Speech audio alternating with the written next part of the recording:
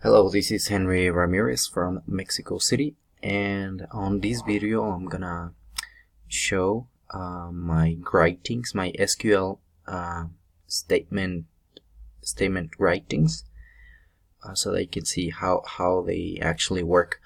Right now I already have set up Visual Studio Code so that it can be connected to my database. Right here you can see all the tables, and for the first part I'm gonna start adding my own statements. Oh, I'm sorry, it was not the button, it was this button right here. I'm gonna start adding my own statement. I'm gonna start with the number 1, which says insert the following new client and this information into the table. So by looking at this video of how to setting up this Visual Studio Code, I got the idea of doing this from Visual Studio Code. So if we go back to this, I'm gonna actually go and write the first statement right here. I already have it set up, and I have it right here. Let me open it right here, and let me copy it and actually paste it into this new page. And what I did was actually use the insert into clients that we actually learned from the book. So insert into our table clients, and I'm gonna call all these columns inside of the client's table: client ID, client first name, last name, email, password, client level. What we're going to insert will be these values, since we don't really want to insert any client ID, so I'm going to leave this empty.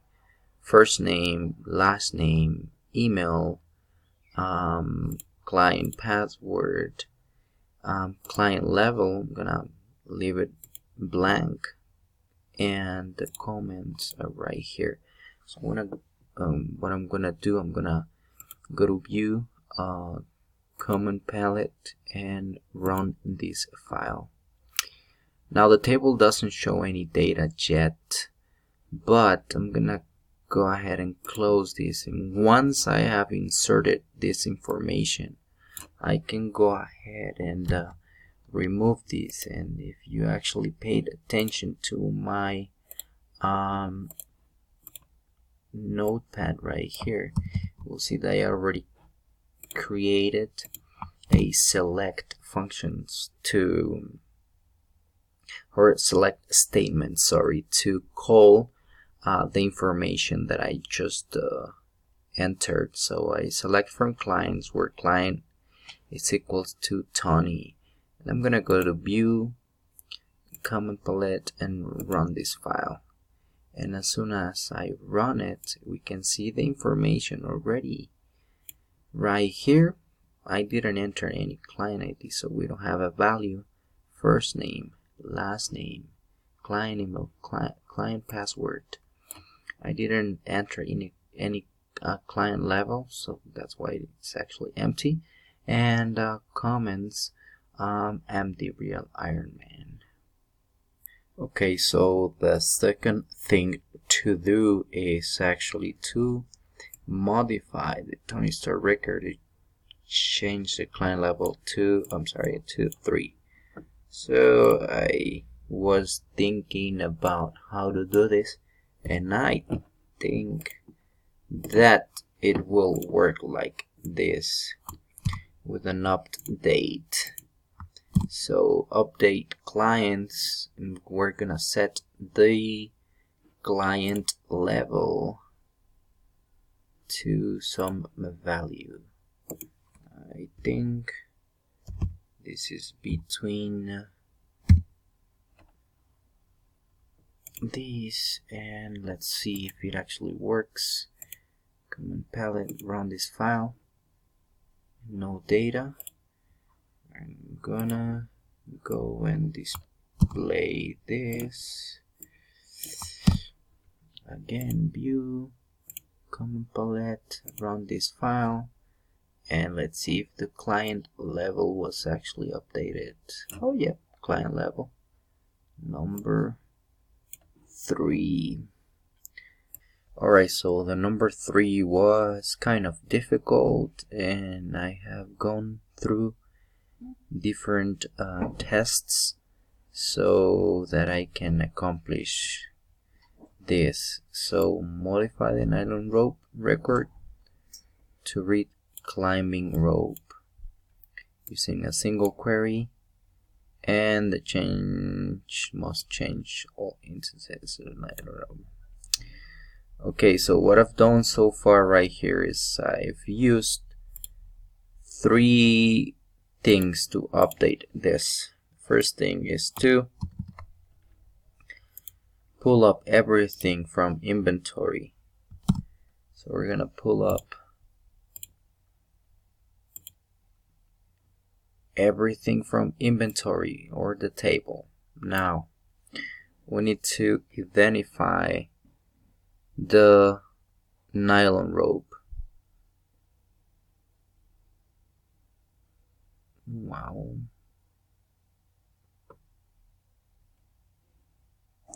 Right, as you can see, it seems that my testing didn't work because I actually updated the entire table and I didn't want it to do that. So what I did right now was to upload the file again so that I can have the information loaded. So if I actually close this, I'm gonna go to common palette and run this file. Now I have the information, and the second thing we're gonna do this, or in here, is to identify what we need to update. In this case, just the nylon rope name and the description. So the second thing that I'm gonna do is to select only that specific what I did, sorry, just view, common palette, run this file, and here was, let me double check what it was. I think I have it right here.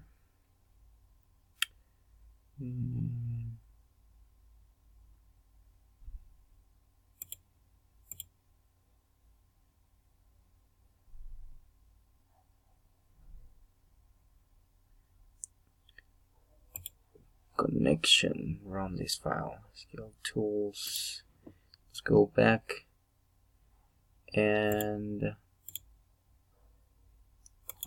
run this file. Seems that I lost connection. Let's see. Alright, excellent. Now I'm selecting only this file. So I'm gonna go, and now that I actually identified the name, I'm gonna go ahead and close this. And last time I forgot to add a where statement so that I can update only these the column that, or where the name is exactly as nylon rope. But no, let me change it. 1 second right here, because I'm not sure it is gonna work. So common palette. Alright, so let me change this to where in LD is equal to 15. Better. We're gonna close this. I'm gonna paste this and see if it actually works. Is not. So I'll be back in a minute. Alright, so I found the problem, and the problem was that I was using an L instead of an I. So I just run the command again, and no data is showing up. But if I actually pull up the, let's see, the entire table. Let's close this. Let's pull the entire table. Now you will see that number 15 climbing rope and this climbing rope. Excellent. Alright, so for the number 4 it says use an inner join to select the imp name field from the inventory table and the category name field from the categories table. So the first thing I did was to actually select those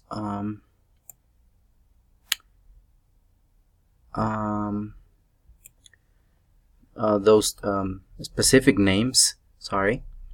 So in here, select imp name and category name, and imp name belongs to the inventory, and we're gonna join those two tables. So inner join, we're gonna select the categories, and the last thing it says for inventory items that belong to the MISC category. So where imp name is equals to MISC. This is the farthest I could get, and I'm getting more than 7 or 8 results. I'm gonna paste it again, and it's not running any data. Let me check. Select imp name, category name from inventory, inner join categories. Imp name is equals MISC. Let's run it again. No, it's not running any data. I think I found the problem here. Category name. We're gonna run it. Run this file in. I'm actually getting a bunch of results. I already spent like an hour trying to figure out how this will work, and this is actually the farthest I could get. Alright, the last thing we need to do is to delete this. I don't know how to pronounce it. Is coin seg from the inventory database. So the first thing I'm gonna do right here, I'm gonna select all from inventory so that I can identify where these coin CCX card is. And once I identify this, I identify that it has the inventory ID number 7. I'm sorry about the noise from the outside. So the next thing I'm gonna do, I'm gonna write down this.